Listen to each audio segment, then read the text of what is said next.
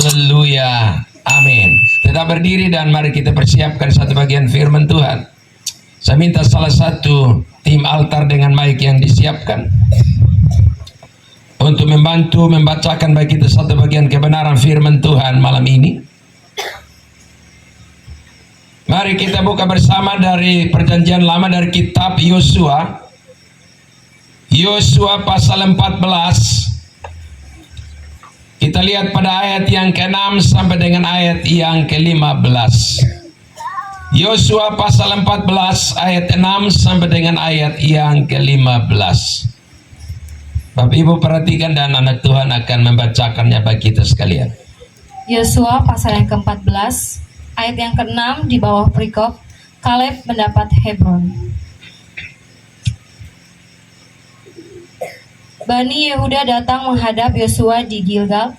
Pada waktu itu berkatalah Kaleb bin Yefune orang Kenas itu kepadanya, "Engkau tahu firman yang diucapkan Tuhan kepada Musa, abdi Allah itu, tentang aku dan tentang engkau di Kades Barnea.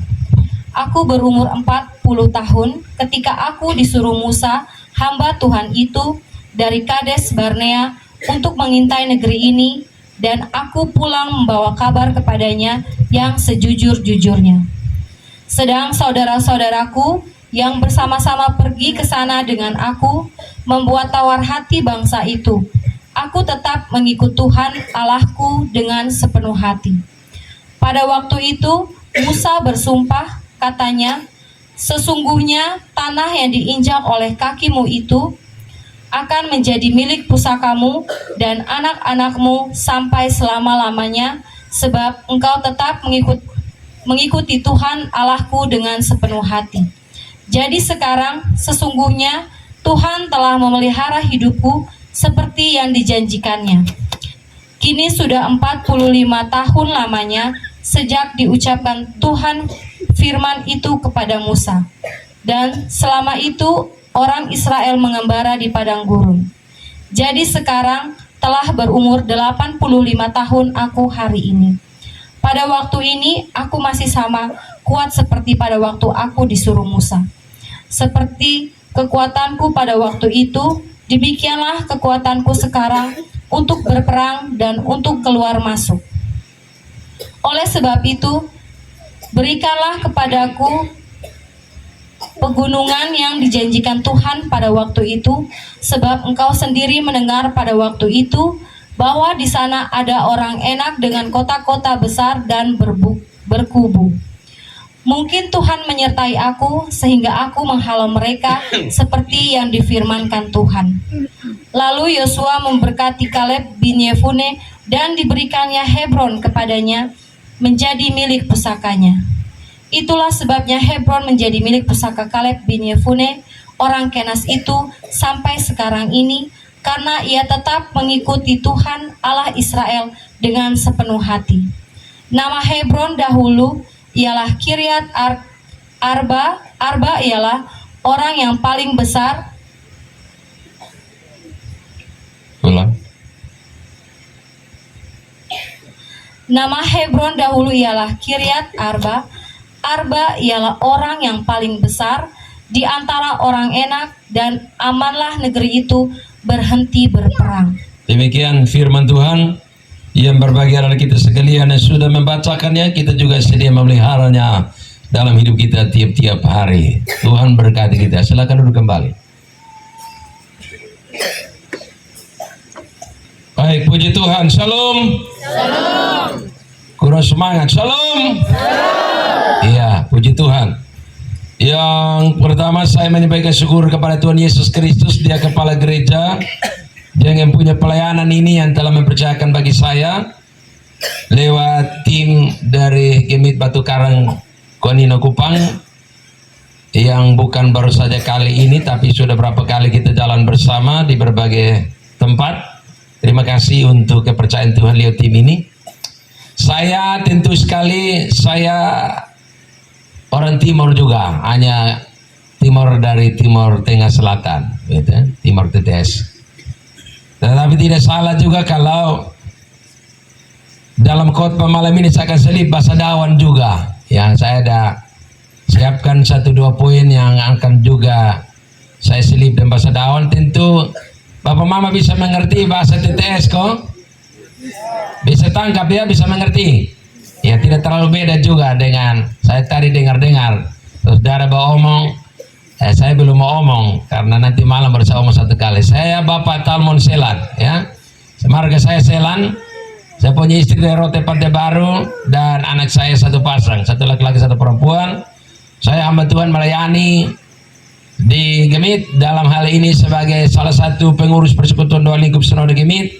Sejak Persekutuan Doa Sinode Gemit terbentuk tahun 2001, 18 Juni sampai hari ini, saya masih dipercaya Tuhan untuk ada di jajaran pengurus Persekutuan Doa Lingkup Sinode Gemit dan juga beranggota jemaat di Jemaat Gemit Orok Labor RC Sosapa Klasis Kota Kupang Timur. Alamat rumah saya di kilometer 8 Oisapa, depan toko bangunan kanan, ujung jembatan Oisapa. Ya, itu mungkin sedikit informasi tentang identitas kami sehingga Bapak Mama tidak ragu dalam menerima kehadiran kami dalam pelayanan malam ini. Baik, sesuai tema yang kami bawa dalam pelayanan ini, coba Bapak Mama baca ulang 1, 2, 3. Selalu hidup berdamai yang seorang dengan yang lain. Hiduplah berdamai seorang dengan yang lain. Ya. Hidup berdamai seorang dengan yang lain. Tema ini luar biasa. Artinya begini, orang yang bisa hidupnya bisa damai dengan siapa saja itu karena dia sudah damai dengan diri sendiri dan dia juga sudah berdamai dengan Allah. Amin. Amin. Kalau dia bermasalah dengan dirinya, apalagi bermasalah dengan Tuhan, tidak mungkin dia mengalami tema ini. Dengan siapa saja dia akan bikin masalah karena dia sudah bermasalah dengan dirinya, tetapi yang lebih parah dia bermasalah dengan Tuhan. Oleh karena itu, saudara kasih dalam kasih Kristus, saya senang tema ini. Tema ini luar biasa. Saya mengajak kita buka 1 ayat firman Tuhan sebelum saya khotbah bagian pembacaan malam ini. Anak Tuhan bantu saya baca ulang, baca kasih kita 1 ayat firman Tuhan dalam 2 Korintus 5. Surah 2 Korintus 5 pada ayat yang ke-20. Ya, ayat 20 coba.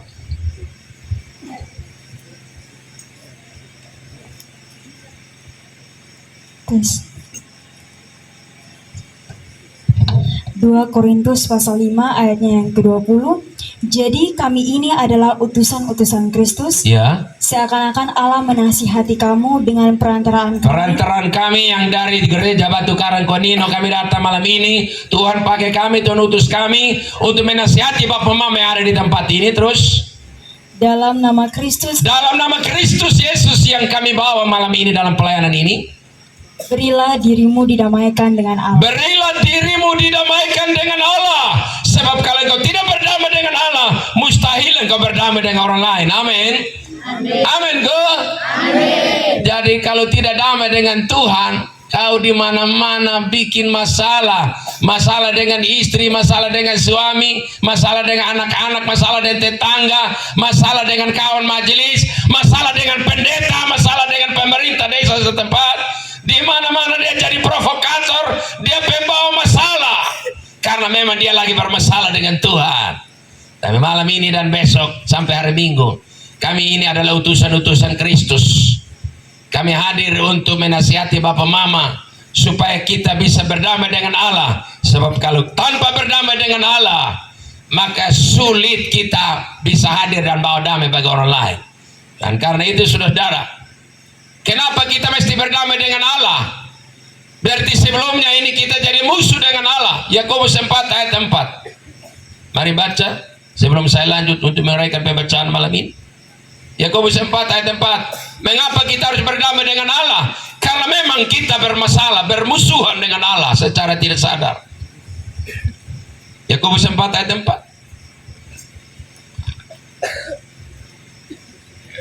Ya, lebih cepat. Yakobus 4 ayat 4. Cari lebih cepat. Ya. Yakobus 4 ayat 4. Ya. Hai kamu orang-orang yang tidak setia, Ya. Tidakkah kamu tahu bahwa persahabatan dengan dunia adalah permusuhan dengan Allah? Ya. Jadi barang siapa hendak menjadi sahabat dunia ini, ia menjadikan dirinya musuh Allah. Jadi perhatikan, kenapa kita mesti berdamai dengan Allah? Karena Alkitab bilang dalam Yakobus 4 ayat 4, selagi kita masih bersahabat dengan dunia kita.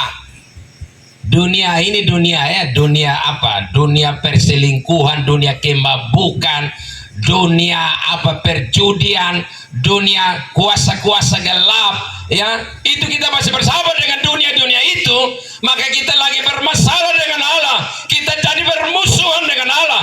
Sebab dengar baik, barang siapa bersahabat dengan dunia, Alkitab bilang dia bermusuhan dengan Allah. Dan kalau bermusuhan dengan Allah, maka sulit kita bisa jadi berdamai dengan orang lain, karena memang kita lagi bermusuhan dengan Allah. Malam ini saudara, kita perhatikan pembacaan kita dalam Yosua 14 tadi. Di situ kita temukan seorang tokoh yang bernama Kaleb. Kaleb itu ketika mereka sudah ada di tanah perjanjian Kanaan, Tuhan memberikan kepadanya tempat yang diberi nama Hebron. Ya. Hebron itu Alkitab bilang itu adalah kampung orang-orang raksasa, keturunan Enak, orang-orang kuat, orang-orang yang begitu hebat dan terkenal dengan peperangan, dengan kacau balau. Tapi ketika Kaleb tinggal di Hebron itu, Alkitab bilang ayat 15 tadi, baca ulang ayat 15, ayat terakhir pembacaan kita tadi, kita mulai dari situ. Nama Hebron dahulu ialah Kiryat Arba. Kiryat Arba. Arba ialah orang yang paling besar. Orang besar semua di situ. Di antara orang Enak. Iya. Dan amanlah negeri itu berhenti berperang. Waktu Kaleb tinggal di kampung orang-orang raksasa yang begitu kuat-kuat, yang sering ada keributan, kacau balau. Satu orang Kaleb di kampung Hebron itu, dia tinggal di Hebron itu, dengar baik Alkitab bilang di situ. Maka amanlah negeri itu dan mulai berhenti berperang. Kenapa? Karena ada satu Kaleb tinggal di kampung Hebron yang dahulunya kacau, dahulunya ribut, dahulunya bermusuhan, berperang. Satu orang Kaleb tinggal di situ. Alkitab bilang kampung Hebron itu menjadi aman dan tidak lagi berperang. Artinya Kaleb bawa damai, Kaleb bawa perubahan besar bagi kampung itu. Saya percaya malam ini saudara, Tuhan rindu kita menjadi Kaleb-Kaleb hari ini. Waktu kita ada di mana, di situ ada damai. Waktu kita ada di mana, di situ ada ketentraman. Amin. Amin. Haleluya. Kita akan lihat saudara, apa rahasianya sehingga Kaleb tinggal di Hebron yang kacau, yang sering perang, jadi aman dan tidak perang lagi. Apa yang membuat mereka mengalami perubahan dan tidak lagi kacau-kacau, tapi semua hidup dalam kerukunan, hidup dalam perdamaian. Kelebihan Kaleb itu apa sih? Sehingga membuat satu kampung Hebron itu hidup dalam perdamaian semua. Kita akan cari tahu, supaya kita belajar juga dari Kaleb, sehingga waktu kita ada dalam rumah, isi rumah semua damai, semua tentram. Waktu kita ada dalam gereja, dalam seisi gereja semua damai, semua tentram. Waktu kita ada dalam lingkungan kemasyarakatan, di tetangga, di keluarga, semua aman, damai, sejahtera, karena kita bawa damai kepada orang lain.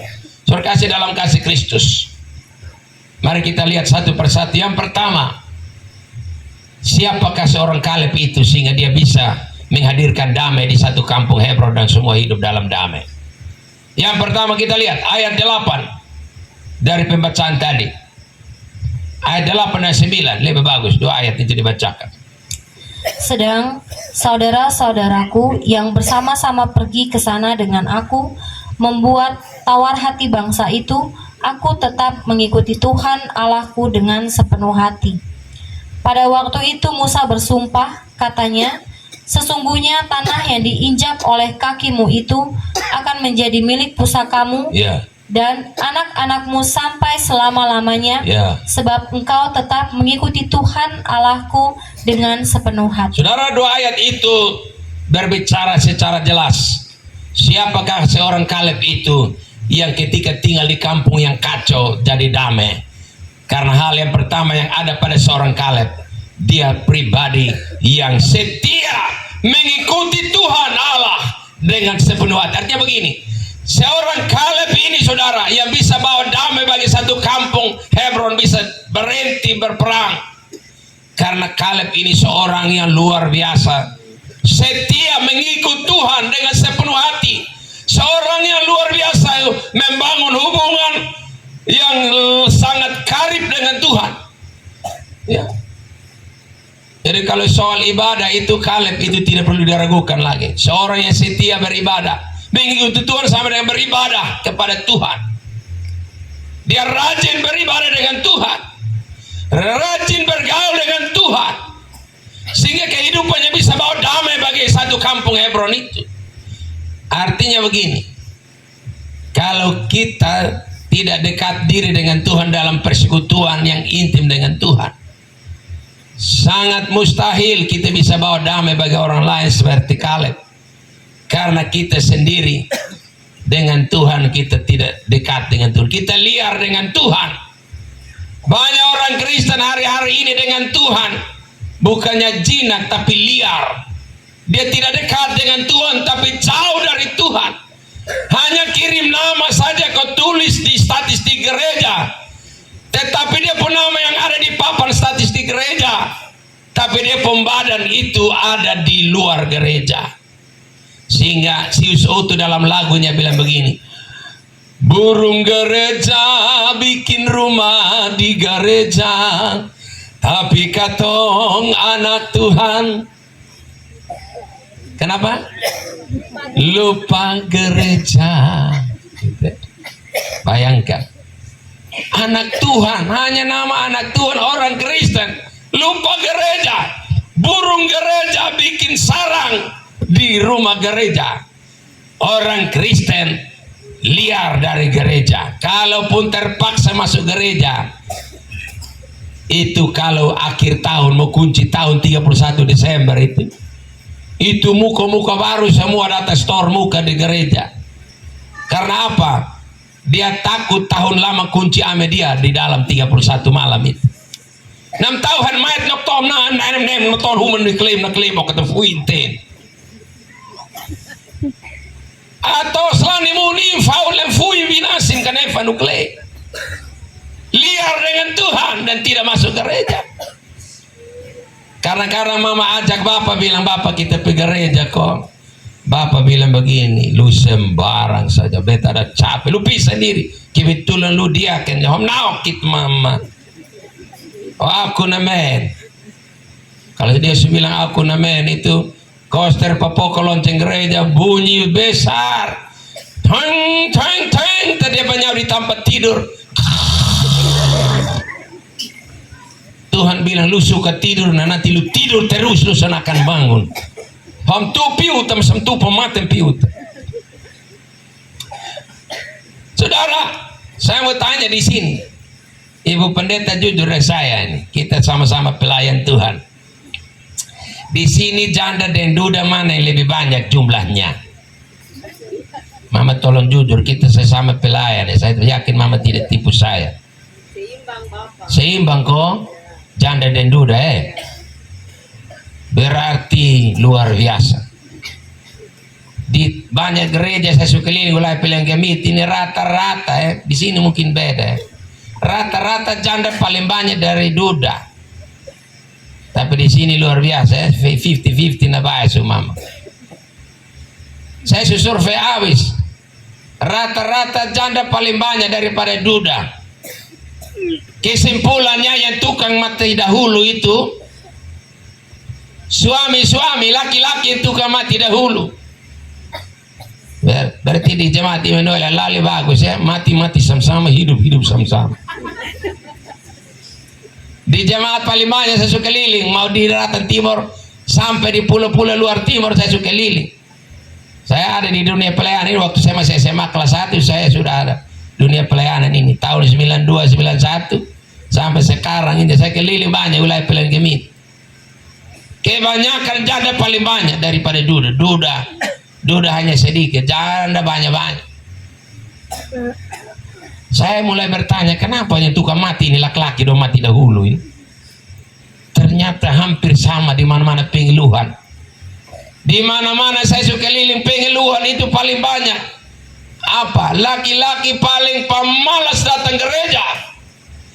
Tapi kalau pesta laki-laki penuh di pesta di sana. Malah paling banyak itu di bagian potong daging itu dong, manusia laki-laki penuh di situ. Waktu masuk minta laki-laki juga full di situ karena itu kalau ngomong adat itu laki-laki semua. Pemilihan majelis juga perempuan semua, laki-laki banyak alasan. Tapi kalau pemilihan kepala desa, domba pukul mati supaya berapa semua maju desa habis. Di sini ada yang begitu. Ini diam-diam semua, ini saya curiga. Ini soalnya penjaringan majelis nanti rata-rata seorang mama dong yang dahulu. Waktu ada yang bilang kami sibuk, tapi kalau penjaringan kepala desa lu lihat sudah. Bahkan gereja sampai ada perpecahan itu karena kandidat kepala desa yang tidak lolos itu, dia bawa masalah politik masuk dalam gereja, maka bisa terjadi perpecahan, bisa terjadi. Di sini saya lihat luar biasa aman-aman, tapi di gereja lain politik bikin hancur gereja karena dia tidak lolos dalam kepentingannya untuk menjadi kepala desa. Dia pengaruh 2-3 rayon dia kasih keluar, lalu mereka bikin gereja lagi. Saudara, ini bermasalah. Bagaimana kita bisa bawa perdamaian bagi orang lain, hidup dalam perdamaian kalau kita punya hubungan dengan Tuhan bermasalah? Seorang Kaleb, dia hadir di kampung Hebron, satu kampung itu bisa hidup dalam damai, tenang, dan tidak berperang, tidak kacau. Karena Kaleb itu memulai dari sebuah kesetiaan beribadah dengan Tuhan, mengikuti Tuhan, mengiring Tuhan dengan setia. Dan saya percaya malam ini ketaatan dan kesetiaan dengan Tuhan ini sangat penting, dibutuhkan.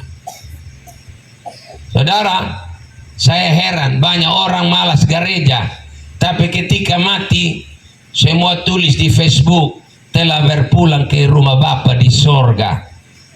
Tapi selama di dunia dia sudah pernah masuk di Bapa rumah yang di dunia, tapi mati semua berharap dia masuk di Bapa rumah yang di sorga. Rumah di dunia saja lu liar, nah lu berharap masuk di rumah di sorga. Ini soal masih hidup jauh dari Tuhan, tapi mati semua berharap dia masuk rumah Bapa di sorga, nah di pangkuan Bapa, nah pilih tanpa enak semua. Saya kadang-kadang saya lihat di status di Facebook ini, silakan semua tulis, tapi dia yang sangkutan yang pergi dan dia berurusan dengan Tuhan. Layakkah dia ada dalam rumah Bapa? Bapa ada dua dalam Alkitab, Bapa di sorga dan Bapa di neraka. Hanya ada dua Bapa, tidak ada tiga Bapa. Jadi tak salah di Bapa 01, Bapa 02 bilang homo kitit nuak kitit bi. Lu bagai mau pi 01 perumah, lu di sini hompail mesi hai. Karena kau di dunia kau liar dengan Bapa di sorga perumah di dunia. Mati berharap mau datang di rumah di sorga, lupu muka. Berkaca dulu baru pergi rumah Bapa di sorga. Dan begitu. Bayangkan kalau undangan pesta jam 7 malam dong pidar jam 4 sore.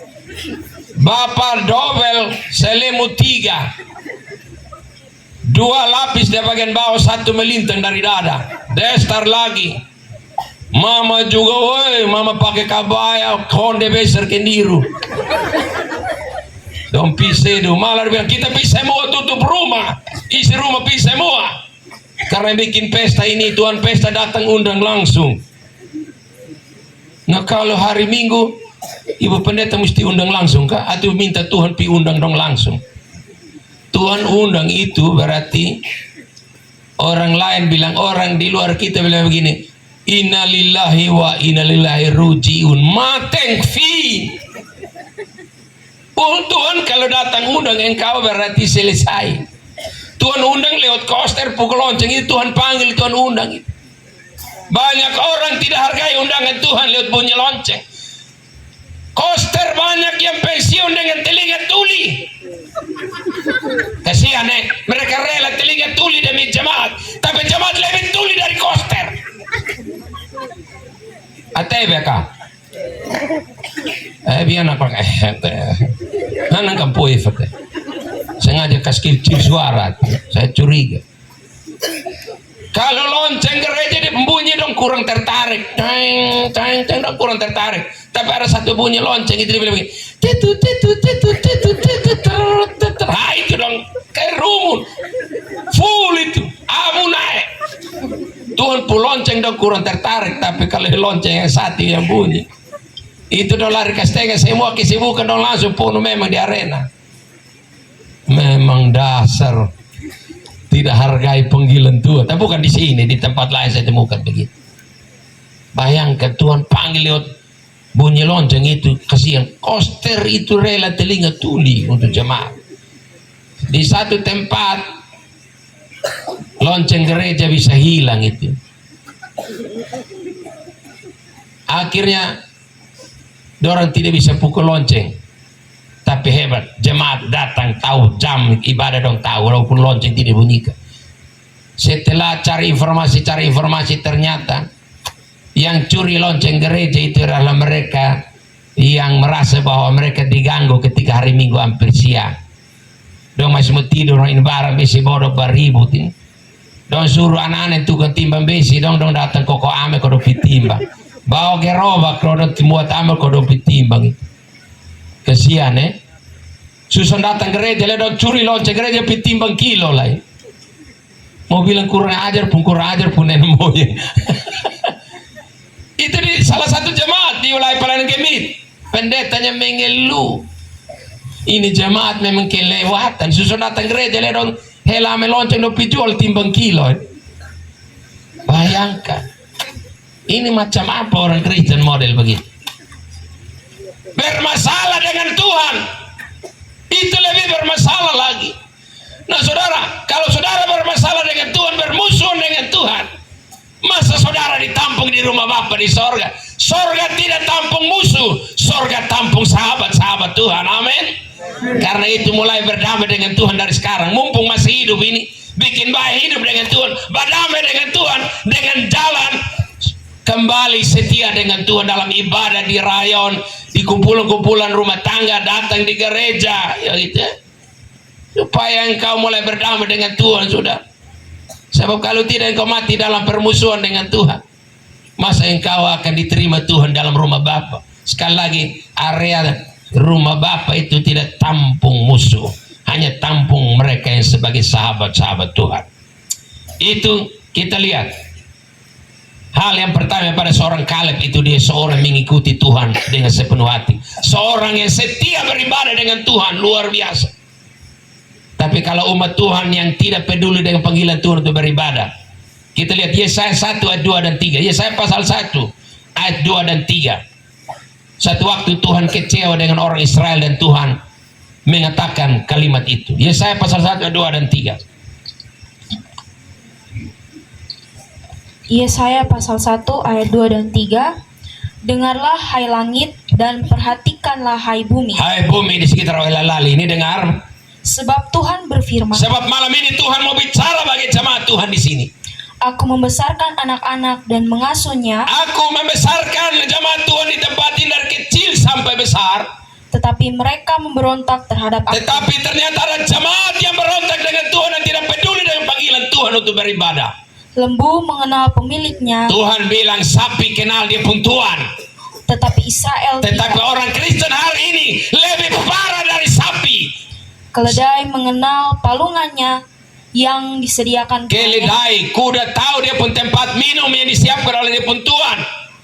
Tetapi umatku tidak memahami. Tetapi orang Kristen tidak tahu tempat makan dan minum jiwanya di mana. Saudara, engkau boleh kerja keras, kumpul uang, kumpul makanan, kumpul harta, tapi itu hanya dinikmati oleh tubuh dagingmu yang satu waktu akan kembali ke tanah dan dimakan ulat.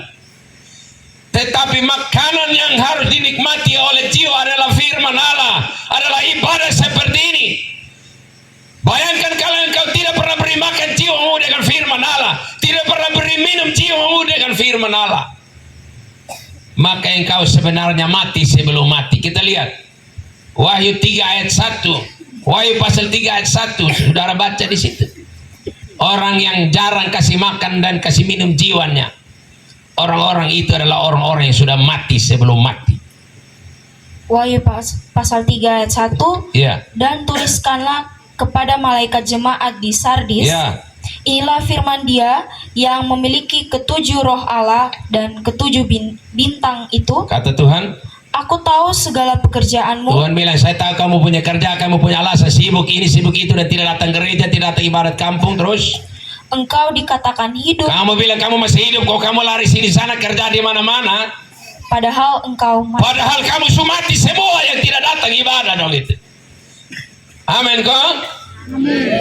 Jadi kalau bapak yang tidak datang ibadah, mama tidur malam dengan mayat, tutup muka mayat sesuatu mama. Tidur dengan mayat itu. Alkitab bilang engkau dikatakan hidup, padahal engkau sudah mati. Kenapa? Karena jiwa mengalami kematian. Kenapa jiwa mati? Ya karena jiwa tidak pernah dikasih makan, dikasih minum dengan firman Allah. Itu dia punya makanan, dia punya minuman, itu beribadah itu. Jiwa lagi makan itu. Tapi kalau engkau jarang kasih makan dan kasih minum jiwamu dengan ibadah, dengan firman Tuhan dan puji-pujian. Alkitab bilang Wahyu 3 ayat 1 tadi, engkau dikatakan hidup secara tubuh daging, tapi sebenarnya engkau sudah mati karena jiwamu itu. Manusia ini saudara beda dengan binatang.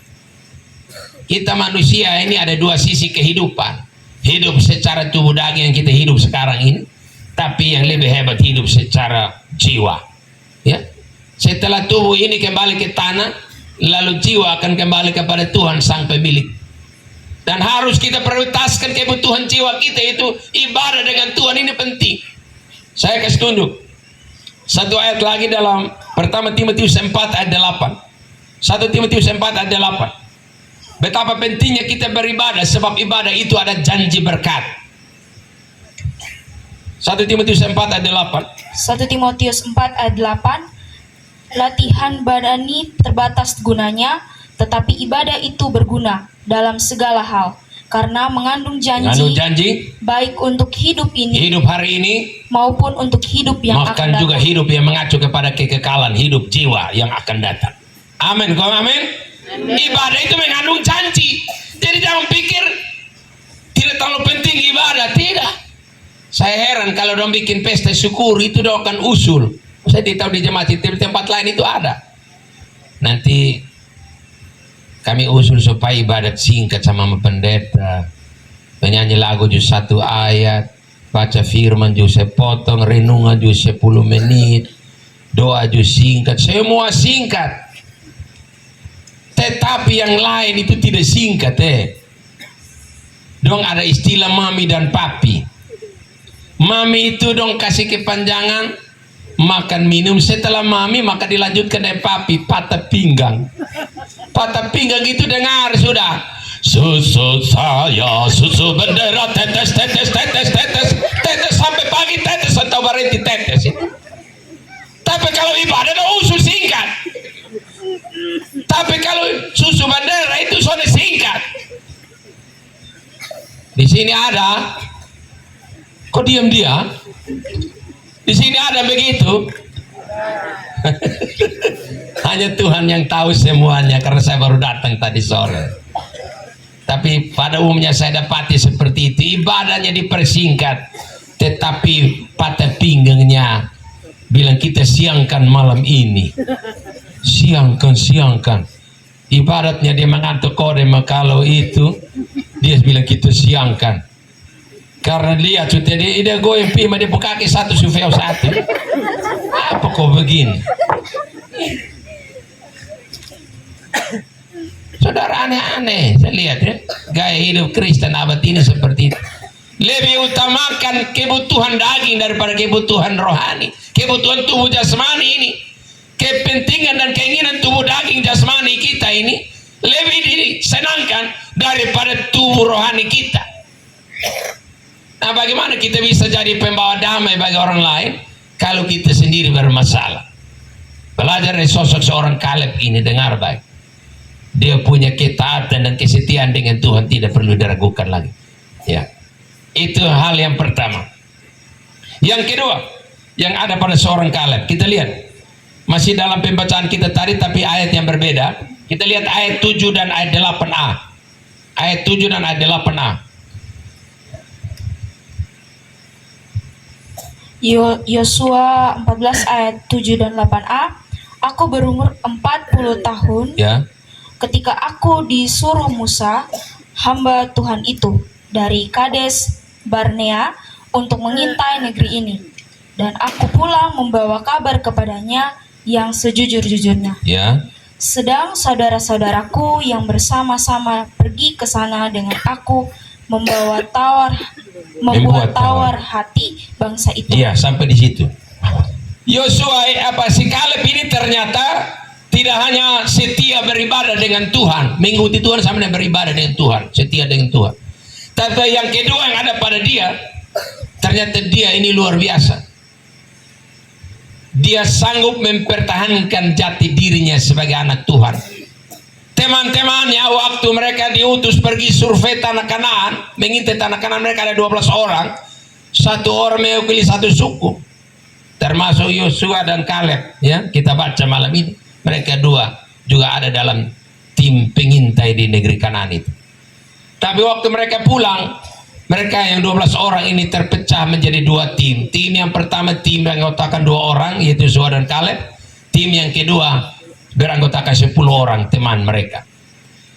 10 orang teman ini mereka pulang bawa kabar yang membuat tawar hati bangsa Israel, patah semangat dan tidak lagi bersemangat masuk tanah Kanaan. Kenapa? Karena mereka menyatakan dalam bilangan 13 itu, kita lihat ya, mulai dari ayat 28, 29 sampai ayat 31. Saudara lihat di situ, gara-gara ini 10 orang punya perkataan, orang Israel menjadi patah semangat karena mereka mengatakan di negeri Kanaan yang Tuhan janji penuh susu dan madu, ternyata tidak begitu. Mereka bilang di sana itu ada orang-orang raksasa yang tinggi-tinggi perawakannya, lalu mereka itu suka makan daging manusia. Artinya kalau mereka lihat kita masuk, mereka akan makan kasih habis kita. Bahasa-bahasa 10 orang ini membuat tawar hati orang Israel dan mereka tidak semangat lagi untuk masuk tanah Kanaan. Tetapi Yosua dengan Kaleb dalam bilangan pasal 14 itu, mereka menyemangati bangsa Israel dengan kata-kata yang membuat mereka kuat dan tidak boleh patah semangat.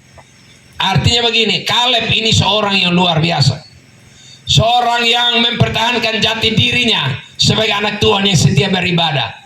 Silakan 10 orang omong kosong, yang 10 orang omong tipu, yang 10 orang omong tidak betul, hidup mereka tidak betul, gaya hidup mereka tidak benar. Kaleb tidak ikut-ikutan untuk seperti mereka. Dia mampu mempertahankan jati dirinya, identitas hidupnya sebagai seorang yang setia dengan Tuhan. Amin. Ya. Dia tidak ikut-ikutan melakukan hal yang mengecewakan banyak orang. 10 orang bikin tawar hati bangsa Israel. Sudah dekat-dekat semua masuk, mereka tidak semangat lagi. Gara-gara 10 orang ini. Mereka punya hidup itu selalu bawa masalah. 10 orang ini. Tapi si Kaleb tidak. Kaleb bilang, aku pulang dengan membawa kabar yang sejujur-jujurnya kepada Tuhan. Ada lagu saya masih sekolah, dia bilang begini, katakan sejujurnya, apa mungkin kita bersatu, dan seterusnya. Kenapa diminta katakan sejujurnya? Karena memang laki-laki pada umumnya tidak pernah jujur. Sehingga ada lagu yang bilang begini, memang lidah tak bertulang, tak berbekas kata-kata, lain di bibir, lain di hati. Itu. Jadi nanti dia di Oilalali sini dia bilang,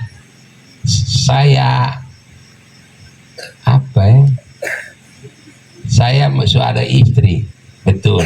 Tapi nanti dia pindah jalan masuk dari sana datang. Tadi cabang masuk nama apa di sana lah?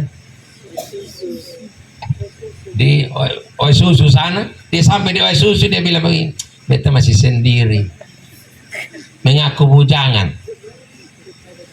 Ada lagu yang dulu tahun 90 ada lagu bilang mengaku bujangan kepada tiap wanita. Ini kan tipu daya, putar balik ini.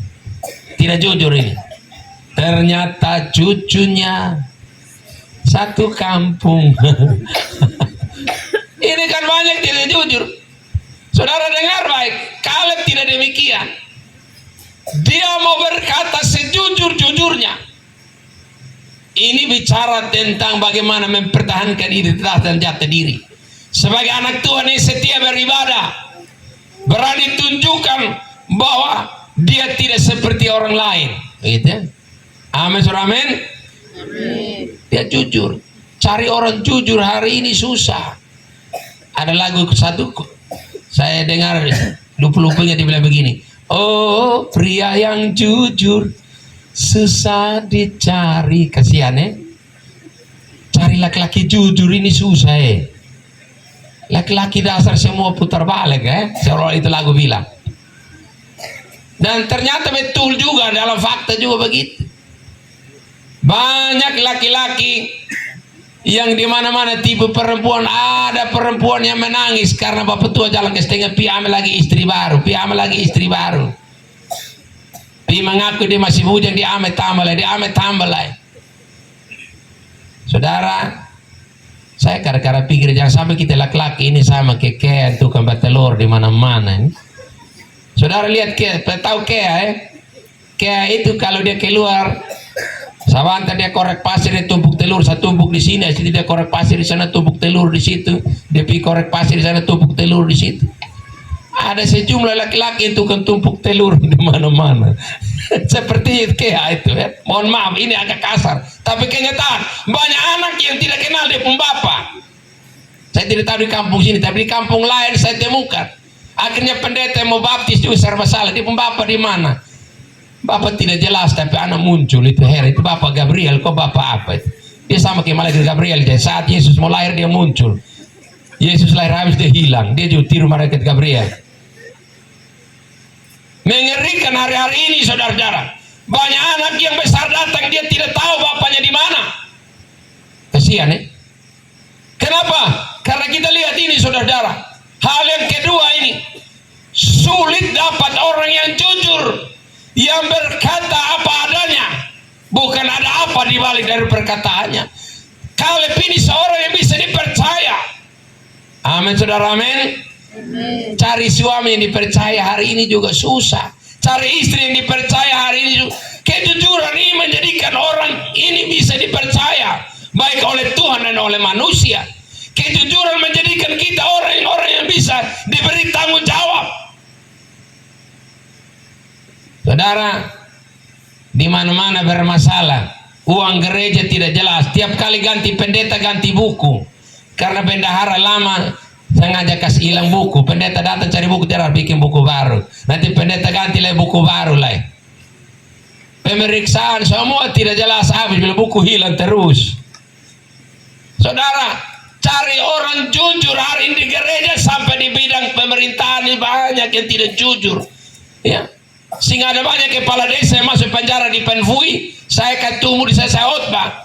Ternyata banyak kepala desa di situ urus raskin juga bermasalah, urus apa dana apa itu semua bermasalah habis. Ujung-ujungnya ketemu di Penfui sana. Ya, saudara, yang bikin itu siapa? Orang Kristen. Ada yang majelis merangkap desa juga kerja tidak jujur. Ya. Bahkan saudara, uang gereja juga tidak jelas, uang pembangunan juga tidak jelas. Cari orang jujur susah ya. Bahkan kita lihat karakter Yudas itu, kita lihat Yohanes 12. Yohanes 12 itu ayat 5, ayat 4, 5 dan 6. Yohanes 12 ayat 4, 5 dan 6. Kita lihat Yudas seorang yang melayani Tuhan juga, ternyata dia juga tidak jujur. Yohanes 12 4 sampai 6. Yohanes 12 ayat yang keempat. Tetapi Yudas Iskariot, seorang dari murid-murid Yesus yang akan segera menyerahkan dia, berkata, Ya. mengapa minyak narwastu ini tidak dijual 300 dinar dan uangnya diberikan kepada orang-orang miskin? Ya. Hal itu dikatakannya bukan karena ia memperhatikan nasib Nah, orang-orang ini dia mulai miskin, tipu ini terus. melainkan karena ia adalah seorang pencuri. Pencuri.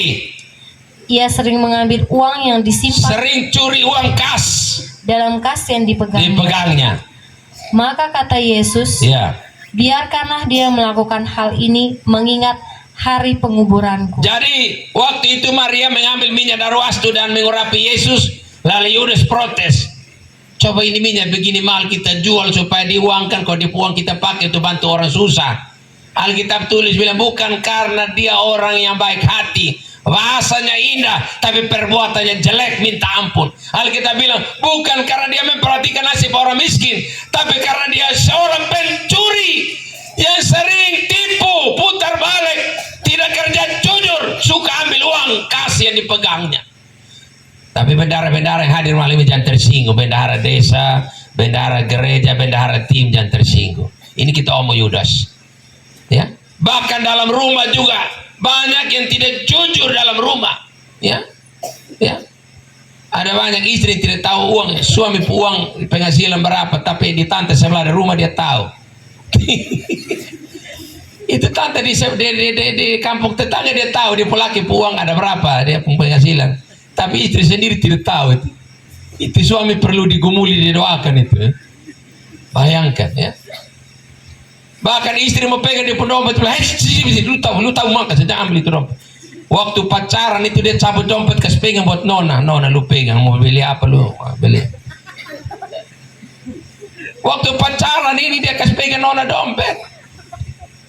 Habis nikah dia larang mati, lu berani rapat dompet tangan patah. Hai, lu terlalu apa ini? Waktu pacaran kok lu pembaik terlalu ya. Malah lu buka begini, lu ama yang biru kok yang merah kok ya. Habis nikah mana mamtua meraba lu mati, lu diam-diam di situ. Saya seorang merapan itu kasihan. Tapi kalau dia di luar dia makan puji, dia undang orang dong duduk lingkar itu dong. Woi bapak tua cabut terus. Istri aneh melarang di rumah tapi dia cari donatur di luar. Oh sana naik etpemon itu. Lianin sama fesos itu setengah mati. Mama mau ganti baju setengah mati, mama mau pakai bedak FIFA nomor 4 setengah mati. Bapak tua bos di luar, kasih tunjuk dia pendoi di luar rumah. Tapi saya yakin oleh lali tidak ada bapak-bapak begitu Anmui kah? Berani mama bilang anmui, Fani itu kamu tampan lu.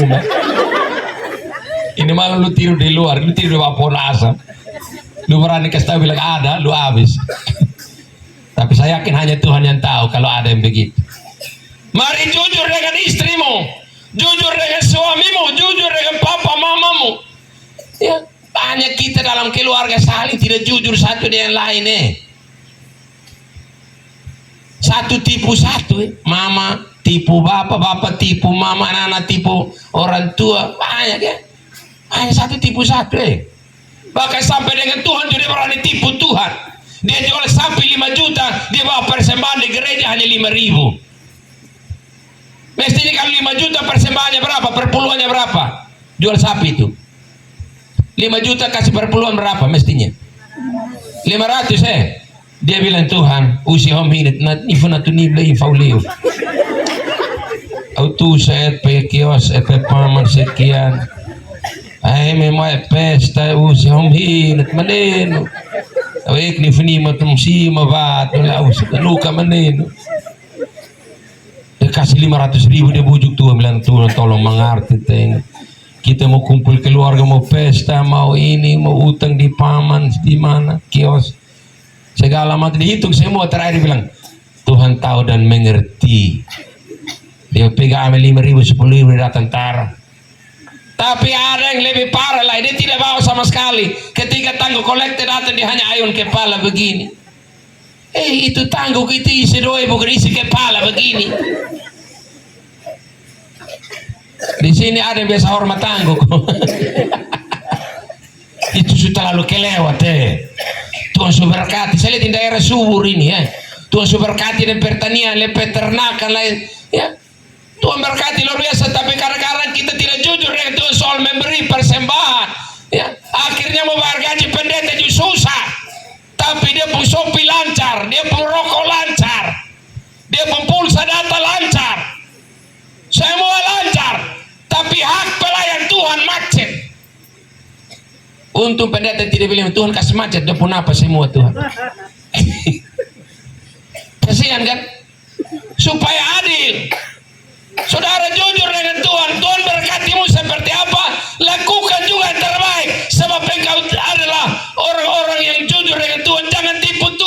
soal pemberianmu kepada Tuhan. Amin.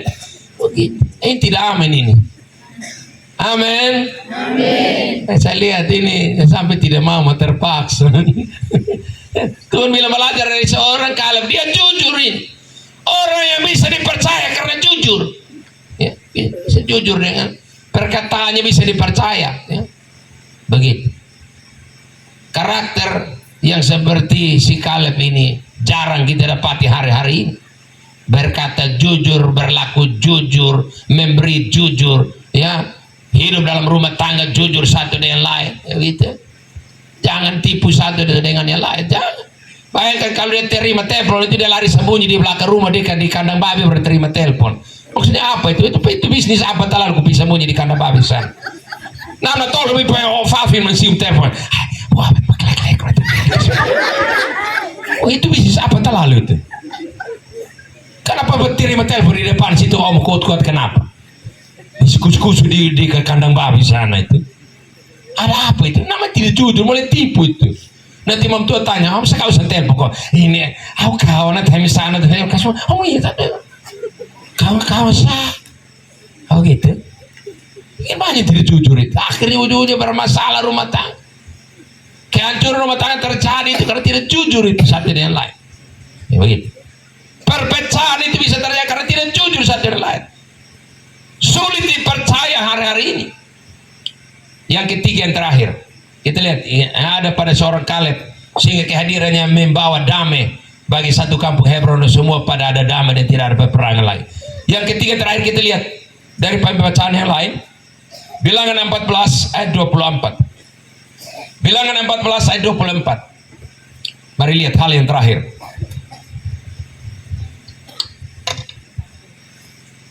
Bilangan 14 ayat 24. Bilangan 14 ayat 24, tetapi hambaku Kaleb karena lain jiwa yang ada padanya dan ia mengikut aku dengan sepenuhnya, akan kubawa masuk ke negeri yang telah dimasukinya itu dan keturunannya akan memilikinya. Tetapi hambaku Kaleb, kata Tuhan, karena lain jiwa yang ada padanya. Tidak seperti yang lain. Lain jiwa itu beda dengan kelainan jiwa. Kalau kelainan jiwa itu lawan namle. Di sini orang gila bilang apa? Bahasa di sini kalau orang gila itu ditaksa. Anda mau Jadi lain jiwa beda dengan kelainan. Kalau kelainan jiwa itu tidak mau ya. Itu di otak rusak. Tapi yang dimaksud Alkitab lain jiwa itu berbicara tentang sebuah tampilan hidup, ya. Sebuah perilaku hidup, sebuah sifat yang ada pada Kaleb itu yang tidak ada pada mereka yang lain. Dia berani tampil beda di tengah angkatan yang rusak sifat dan karakter mereka. Kalau Kaleb sanggup menunjukkan sebuah nilai hidup yang jauh berbeda dari mereka yang lain pada waktu itu. Amin kok. Amin. Kaleb berbeda memang.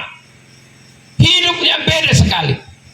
Kita cocokkan dengan Roma 12 ayat 2. Cocokkan dengan ayat itu. Roma 12 ayat yang kedua. Hampir sama maksudnya dengan ini. Boleh dikatakan sama juga ya. Dengan bilangan 14 tadi. Roma 12 ayat 2. Permintaan Tuhan di situ. Roma 12 ayat 2, Ya. janganlah kamu menjadi serupa dengan dunia ini, Iya. tetapi berubahlah oleh pembaharuan budimu, Iya. sehingga kamu dapat membedakan manakah kehendak Allah, apa yang baik, yang berkenan kepada Allah, dan yang sempurna. Kaleb itu seorang yang mengalami perubahan hidup yang luar biasa. Berbeda dengan orang lain, ya. Bahkan dia bisa membedakan mana kehendak Allah dan mana yang bukan kehendak Allah. Orang yang mengalami perubahan hidup yang tidak sama dengan orang lain dalam hal positif, dia akan bisa bedakan mana yang Tuhan mau dan mana yang Tuhan tidak mau, mana yang Tuhan suka dan mana yang Tuhan tidak suka. Tapi kalau dia tidak punya hal yang ketiga ada pada seorang Kaleb ini, bagaimana dia bisa bedakan mana jahat mana baik? Dia pukul rata semua. Tuhan butuh hidup yang berbeda, tidak boleh sama dengan gaya hidup duniawi. Hidup ini harus berbeda. Coba kita lihat lagi. Meleakhi pasal 3 ayat 18. Poin ketiga. Meleakhi 3 ayat 18. Kata Alkitab di situ.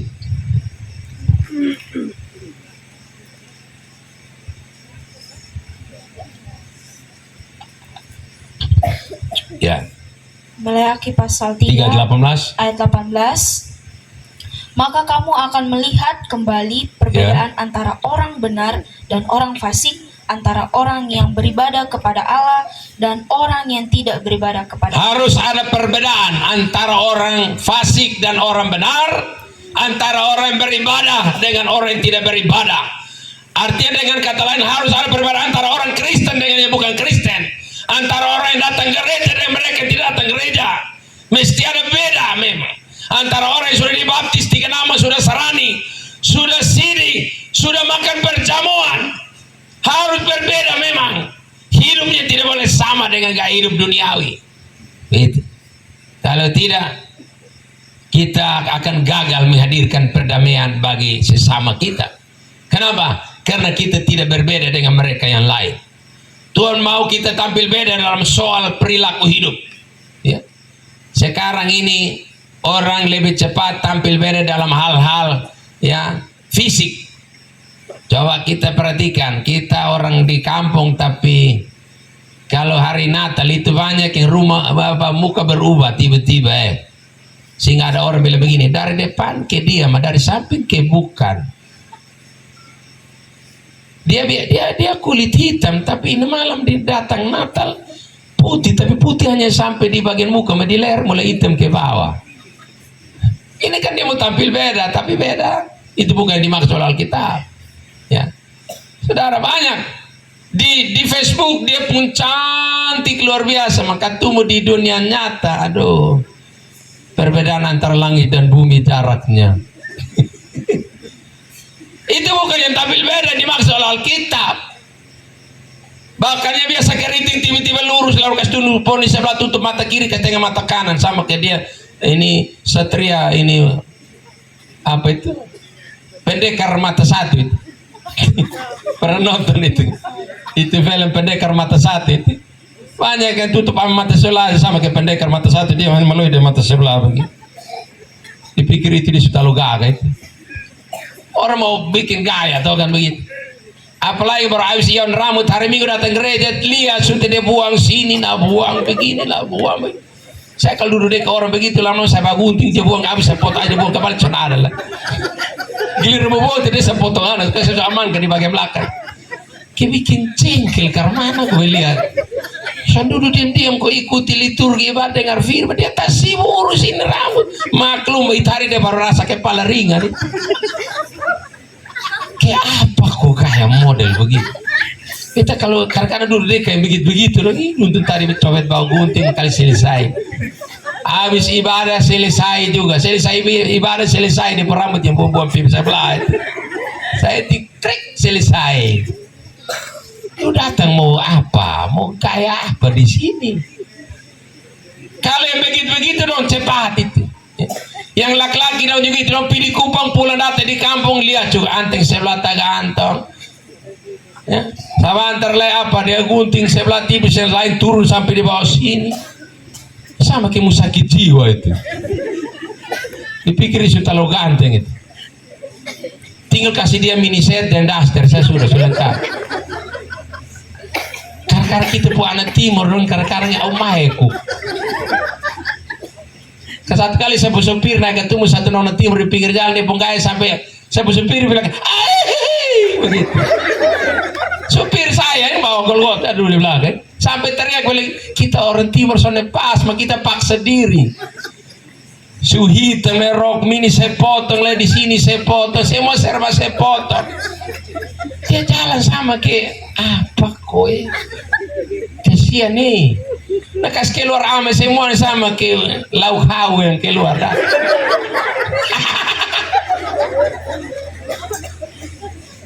Orang artis dong kasih keluar itu mengkilut, begitu punya sama ke balok garli ame ini ubi kayu dong keluar dah. Hanya Tuhan saya tahu lo maniun leo, Swiss tak kepene pak. Coba sesuai orang sering payah di mana bilang yang rela, yang apa realistis saja, yang pas-pas lah, yang sesuai kondisi lah. Karena kita juga lebih, kita kejar yang tampil beda, yang begitu cepat, tampil beda soal perilaku hidup ini. Aduh, Banyak sekarang perilaku hidup ini rusak. Bahkan ada kawin sesama jenis lah, ada kawin dengan dia pun saudara lah, kawin dengan dia pun dia pun anak sendiri lah, kawin dengan macam-macam kawin sembarang hari ini. Roma 12:2 bilang begini, supaya kamu bisa bedakan mana kehendak Allah dan mana bukan, tergantung dari perilaku hidup harus berubah dan berbeda, tidak boleh sama dengan yang lain. Amin. Supaya berbeda itu begitu. Kalau tidak potong tambah rusak. Saya lihat hari-hari ini makin rusak ini, tidak ada bedanya. Bahkan gaya hidup kafir dibawa masuk dalam gereja. Ada apa-apa, anak sakit bukannya dibawa datang didoakan di pendeta, di orang doa di majelis, dia bawa pergi di kuburan lagi, bawain anak ini, anak kecil bawa pergi kuburan, baru dia kasih tahu bilang, baik pun cucu 3 hari soalnya tidur betul, dia menangis baik. Dan sampai baik mau minta kau ganti nama kau baik. Untung baik tidak bilang omong deh, memolok-mok sekali. Kalau baik bilang begitu, itu anak sudah ada yang kokot, tidak sudah naik kunok, dong kabur langkah 1000 semua. Untung baik tidak menyaum. Bayangkan, ada yang mau cari kerja di Kupang juga pi omong dan baik, saya rencana mau pi tes polisi baik, tolong saya baik. Bayangkan baik tidak sekolah ini, kasih tahu dia mau pi tes polisi, baik mau kasih tahu apa? Belum kita omong dengan ukuran Alkitab, masih secara akal saya tidak masuk akal. Saudara, orang mati tidak bisa bikin apa-apa. Herannya ada yang tukang percaya mimpi bahwa orang mati datang kasih tahu dia bilang lu isi itu angka begini. Masa orang mati datang kasih tahu angka judi dong itu. Orang mati tidak bisa omong lah, apalagi datang di rumah. Saya kasih tunjuk ayat ya. Itu kan pergi kuburan omong-omong minta ini minta itu. Ayo pasal 7 ayat 9 dan 10. Ya masih suka bergaul dengan orang mati di kuburan itu. Berhenti sudah karena Alkitab bilang. Ayat 7 ayat 9 dan 10. Cepat. Ayub pasal 7 ayat 9 dan 10. Sebagaimana awan lenyap dan melayang hilang, Ya. demikian juga orang yang turun ke dalam dunia orang mati Orang yang sudah mati tidak akan muncul kembali. tidak akan muncul lagi. Terus Ia tidak lagi kembali ke tidak rumahnya kembali ke rumah. Dengar baik. dan tidak dikenal lagi oleh tempat tinggalnya. Amin Bapak Ibu, amin. Amin ke? Dimana kah? Ay, amacan mati tencup talalitin mati menok. Taman unai nana afunana. Jiwanya yang kembali ke hadapan Tuhan, rohnya kembali. Saya kasih tunjuk lagi. Pengkhotbah 12 ayat 7. Roh kembali kepada yang mengaruniakan itu Allah. Dia mengaruniakan roh itu jiwa itu ya. Pengkhotbah 12 ayat 7. Pengkhotbah 12 ayat yang ke-7. Iya. Dan debu kembali menjadi tanah. Debu, kita puisi daging kembali satu dan tanah terus Seperti semula. seperti semula karena kita diambil dari tanah. Dan roh kembali kepada Roh kembali kepada Allah. yang mengaruniakan. Dia mengaruniakannya. Setuju katakan amin. Amin. Jadi kubur habis itu orang mati jangan pergi lagi omong-omong di kuburan karena dia sudah menyatu dengan tanah itu. Dia tidak ada lagi di situ. Tapi kalau ada yang datang, kasih tahu bilang tadi malam nenek datang lewat jendela kok dia lambat tangan begini sa. Nenek datang kami kok dia lewat sa. Nenek siapa yang datang? Alkitab bilang orang mati tidak muncul kembali. Lalu siapa yang muncul datang kok dasar lu lewat jendela? Kita lihat Yohanes 8:44. Saya mau kasih tahu yang tukang masih berhubungan dengan orang mati itu, Alkitab tidak ajarkan begitu. Kita ikut nenek moyang dulu buat kita tiru. Tidak beda lagi orang Kristen dan orang kafir, sama. Harus beda hari ini Alkitab ajar kita. Yohanes 8:44. Yohanes 8 ayat yang ke-44. Iblislah yang menjadi bapamu. Iblis yang jadi kau pembapa itu kau omong tipu. Dan kamu ingin melakukan keinginan Keinginan bapamu. bapamu. Ia adalah pembunuh manusia Terus, sejak semula dan tidak hidup dalam kebenaran. ya, Sebab di dalam dia tidak ada di kebenaran. dalam iblis tidak ada yang benar, semua salah. Apabila ia berkata Ketika dia dusta, omong kosong, Ia berkata atas kehendaknya Nah, sendiri. karena memang dia suka omong kosong. Terus Sebab ia adalah pendusta Ya. dan bapa segala dia dusta. adalah pohon dan sumber segala putar balik tipu. Dia tipu saudara lihat mimpi, lalu saudara percaya mimpi itu, lalu bilang orang mati datang omong engkau dalam mimpi. Tidak ada, Alkitab tidak bilang begitu. Iblis yang mengambil rupa seperti orang yang mati itu dan tipu engkau lalu engkau percaya. Malam ini sadar Baren tidak berhubungan dengan orang mati, apalagi di tempat orang mati lalu ada keserupan. Di sini bahasa timur bilang apa? Kami di TTS bilang niut saya, di sini sama juga. Ini niut saya berarti nitu saya neona. Saya lari naik sendiri kok bikin suara sama kita orang yang mati. Tapi orang begitu percaya orang keserupan daripada percaya mama pendeta khotbah dan saya khotbah dan majelis khotbah. Mereka tidak begitu percaya firman kita khotbahkan. Tapi kalau di tempat orang mati ada yang keserupan, ada yang niut saya. Dia bilang kamu tahu kan saya kausan mai kamu mai tahu lah betul. Listen do mat bile amin. Dong begitu percaya mati lalu yang satu yang menyerupai suara ke yang mati. Saya mati ini karena itu om di sebelah rumah yang bikin saya begini. Maka dong pindah saya itu rumah dan pukul itu orang. Dong percaya itu orang kesurupan. Setan itu yang menyerupai suara orang mati. Dong percaya itu. Di sini ada begitu, ada. Pernah ada begitu. Aku diam semua ini. Ya, sampai ada aku saya diam semua diam ini. Ada percaya orang niut saya. Kasihan ada Mang Pendeta. Nanti kita doakan Mang Pendeta. Masih ada percaya orang niut saya. Tidak percaya Mang Pendeta, pada percaya niut saya. Saya waktu malam ini bukan saya niut saya. Saya Roh Kudus naik saya, bukan niut saya. Sebenarnya ini saya niut, bukan itu saya niut. Haleluya. Tepuk tangan dulu bagi Tuhan. Haleluya. Percaya firman Allah. Jangan percaya orang niut saya. Berhenti itu namanya tidak bisa menyatakan sesuatu yang berbeda. Ya. Kalau berbeda, dia punya kebiasaan, gaya dan cara hidup, perilaku semua beda dengan orang lain waktu itu. Sehingga kehadiran bisa bawa perubahan, bawa damai bagi satu kampung Hebron itu. Dia tidak sama model dengan orang-orang lain di sekitarnya. Begitu. Terkasih dalam kasih Kristus, saya mau kasih tahu itu ke mabok loh ini. Kalau ada yang masih minum sopi, saya kasih tahu firman dulu.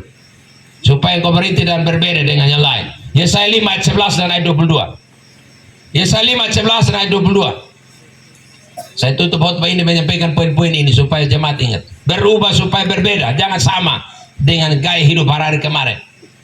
Yesaya 5 ayat 11 dan ayat 22. Yesaya 5 ayat 11 dan 22. Celakalah mereka yang bangun pagi-pagi Bangun pagi-pagi tidak baca Alkitab, tidak ibadat, dan terus mencari minuman keras cari gelas dan botol dan jergen, dan duduk sampai malam tidak kerja, hanya urus mabok. sedang badannya dihangatkan Apalagi kalau tambah dingin itu bilang kau tahu kelas lu Allah. Atau ini masalah jergen ini satu kami naik kau kau. Di sini ada. Itu menyawa ada suara slow.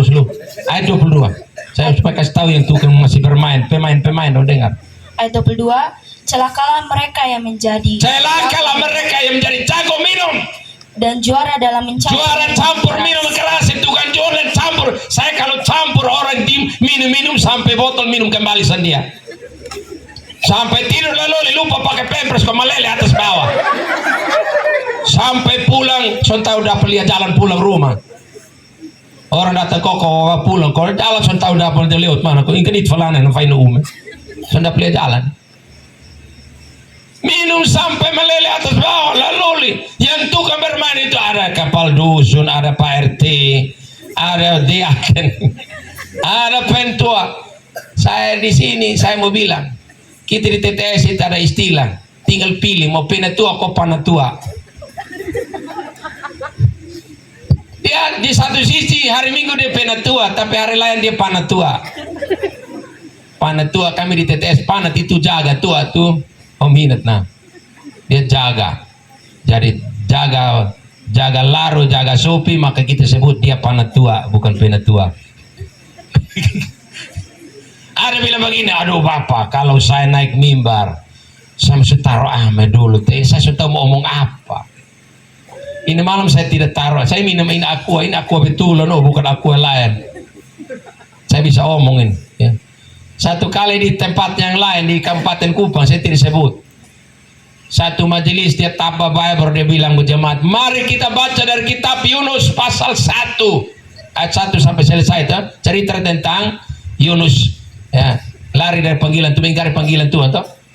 Habis baca dia bilang begini, saya mau khotbah malam ini tentang dua kehebatan Yunus. Tahu sendiri kalau dia sudah dia panas. Bapak mama jemaat Tuhan, ini khotbah ini suteler betul. Kehebatan Yunus yang pertama adalah Yunus berani melawan Tuhan. Yunus berani. Kalau begitu Bapak Mama, mari kita lihat Yunus ini luar biasa. Tidak ada satu manusia pun seperti Yunus ini berani lawan Tuhan. Tuhan suruh dia ke Niniwe, dia lawan Tuhan, dia pergi ke Tarsis. Betul. Betul kok Bapak Mama semua. Betul Bapak. Tapi yang lebih hebat yang kedua lagi, kita lihat kehebatan Yunus yang kedua yang tidak kalah luar biasa. Yunus berani telan ikan. Hai, Yunus berani telan ikan. Om hinat nato botilesan hot patah. Saya berharap di sini tidak ada bikin kasus seperti menyesatkan jemaat.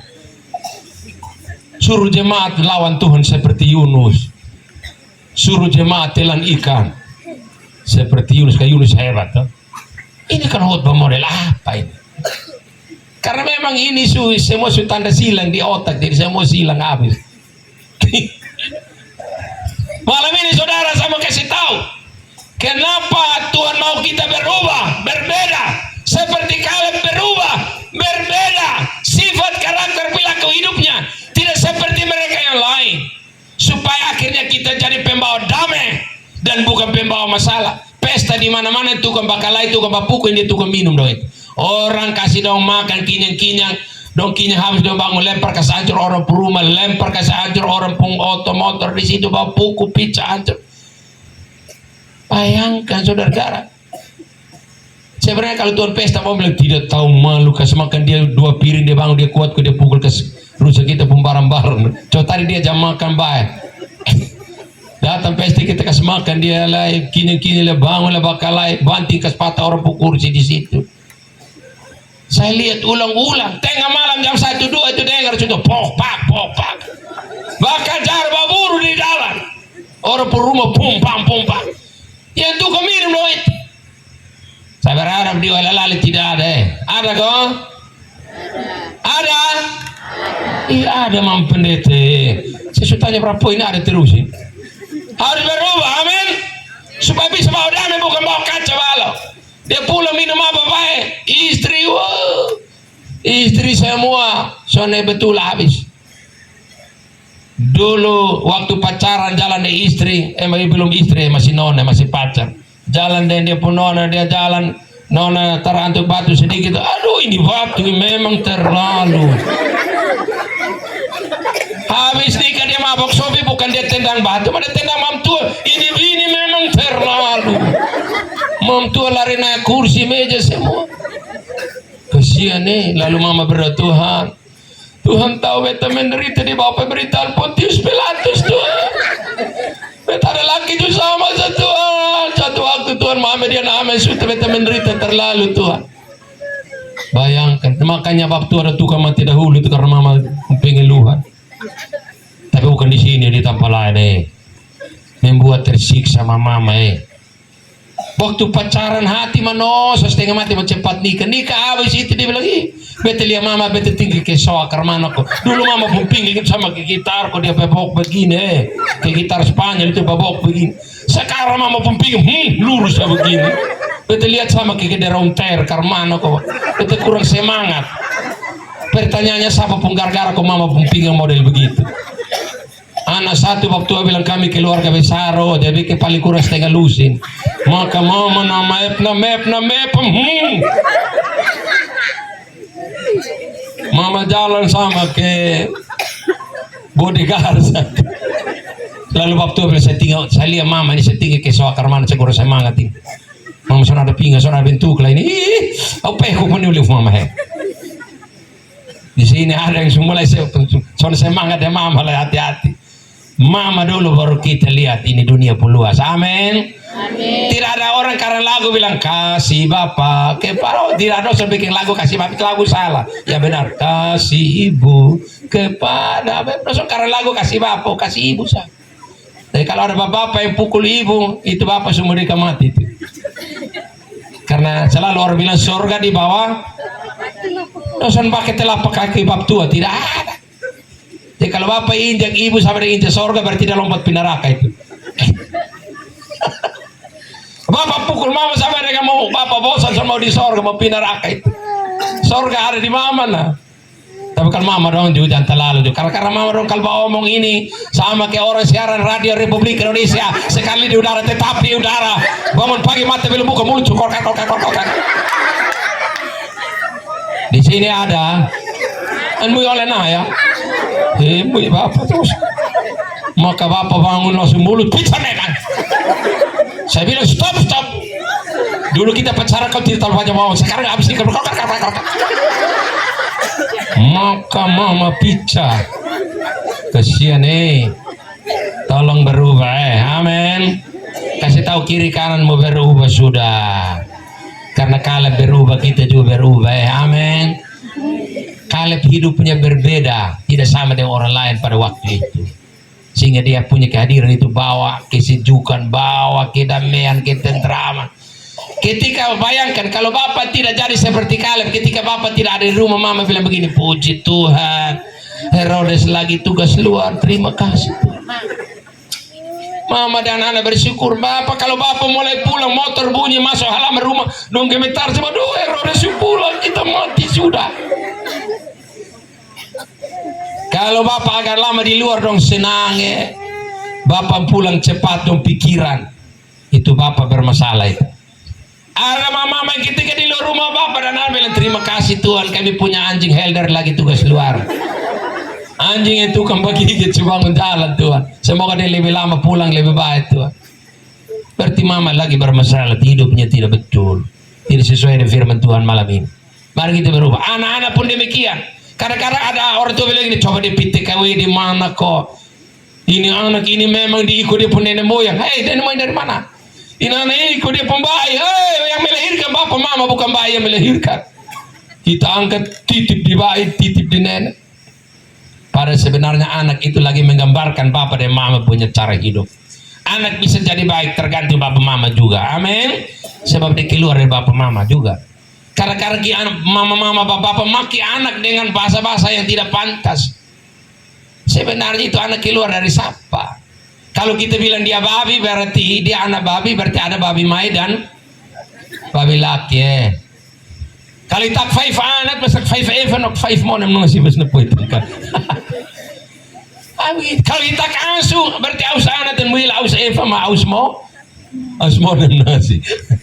Kasihan kan? Jadi mari kita rubah cara pandang kita, rubah perkataan kita, mari kita berdoa supaya Tuhan rubah kebiasaan perilaku kita hari demi hari. Anak-anak muda juga pun demikian. Berpacaran itu yang wajar lah. Jangan di atas motor sama kayak monyet jongkok anak. Lalu bawa dari satu tangan satu kayak penoran tiba-tiba lari naik pohon, lari naik tembok. Bikin orang lain juga tahu itu barang, bukan hanya bosan dosa. Sama ke dunia do sendiri yang tahu bikin itu barang. Do mau kasih tunjuk do ame as terus. Mau fusuk, mau tronton, dosan mau tahu ame as. Tinggal itu anak-anak model begitu gitu do cuma kena kayu kudung do habis. Bikin jengkel orang pengguna jalan raya. Apalagi dia jalan, dia buka baju, dia taruh baju di bahu. Saya satu orang, saya mau tahu dia ini. Apa? Lu jago apa? Kita lihat Ayub 14 ayat 1 dan 2. Saya tutup ini. Saya tutup hotline dari Ayub 14 ayat 1 2. Yang tukang kasih tunjuk jago, yang tukang rasa diri hebat, dia pegang jimat-jimat, pegang akar bahar, dia bisa bikin susah orang, dia bisa tiup angin ke orang, hirup ame, dan dia mengalami berbagai macam sakit penyakit, sihir, suangi, mantra, dia merasa diri kuat. Dengar baik, Tuhan kasih tahu kita dalam Ayub 14 ayat 1 dan 2. Ayub 14 ayat 1 dan 2. Ya. Manusia yang lahir dari perempuan, singkat umurnya dan penuh kegelisahan. Kegelisahan. seperti bunga ia berkembang, lalu layu, seperti bayang-bayang ia hilang, lenyap dan tidak dapat bertahan. Dua ayat itu bilang, yang pertama manusia yang lahir dari perempuan itu panjang umur atau singkat umur? Jawab saya dulu. Manusia yang lahir dari perempuan itu panjang umur atau singkat umur? Ini tidak ada suara semua. Tadi dengar itu firman, baca itu firman ke sana. Ayat 14 ayat 1, manusia yang lahir dari perempuan itu panjang umur atau singkat umur? Alkitab bilang. Panjang umur atau singkat umur? Singkat umur. Amin. Yang kedua, ayat yang kedua ayat 14 bilang, dan tidak dapat apa? Bertahan. Ya, tidak dapat bertahan. Singkat umur lagi, tidak bisa bertahan, artinya tidak kuat. Siapa yang terlalu kuat malam ini? Dengar, Alkitab bilang aku tidak kuat. Manusia pada dasarnya tidak kuat, tidak bisa bertahan. Karena itu mari datang pada Tuhan. Engkau yang singkat umur, ketika engkau ulang tahun orang menyanyi panjang umur, panjang umur. Alkitab bilang bukan panjang umur. Kau sementara menuju kepada umur yang singkat.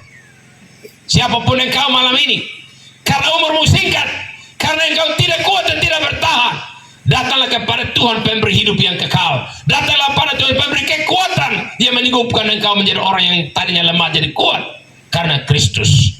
Karena itu saudara, 3 hal pokok yang menolong kita. Mari, berapa banyak hadir malam ini dengar baik. Yang masih hidup dalam berbagai kebiasaan hidup yang tidak betul, yang malas gereja, malas ibadah di raya, yang suka tipu sini tipu sana, yang tidak jujur dengan istri dan suami, tidak jujur soal keuangan di gereja, keuangan di desa, di pemerintah. Ya, dia tidak jujur dengan pasangannya. Bahkan yang terakhir, dia hidup tidak beda dengan orang lain yang ada di luar sana. Mari berubah malam ini, datang pada Tuhan. Tuhan siap berubah engkau menjadi Kaleb masa kini. Waktu engkau hadir dalam rumah tangga, waktu engkau hadir di lingkungan di mana engkau ada, engkau bawa damai, engkau bawa kesejukan, engkau bawa perubahan bagi mereka ada di sekitarmu. Amin. Amin. Beri kemuliaan, tepuk tangan bagi Tuhan. Haleluya. Demikian firman Tuhan. Tuhan berkati kita dengan firman-Nya. Amin.